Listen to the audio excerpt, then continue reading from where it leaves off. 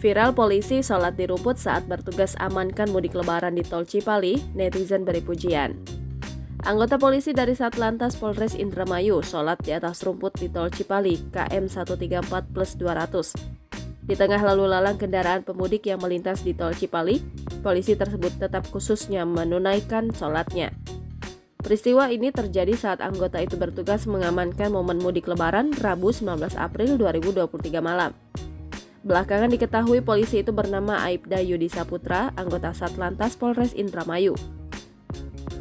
Polisi itu terpaksa sholat di atas rumput karena harus tetap menunaikan tugas melakukan pengamanan arus mudik lebaran. Ibda Tasim menceritakan, aksi sholat di atas rumput itu dilakukan secara spontan mengingat sekarang ini tengah terjadi puncak arus mudik. Hal ini pula yang membuatnya tidak bisa meninggalkan pos. Demi bisa tetap menunaikan ibadah, Aibda Yudi Saputra mencari tempat bersih di atas rumput pinggir jalan tol untuk kemudian melaksanakan sholat. Aksi polisi itu pun mendapat sorotan dari netizen.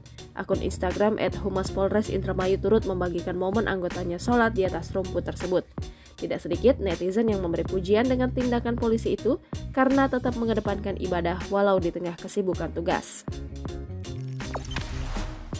Jangan lupa subscribe, share, komen, dan like ya!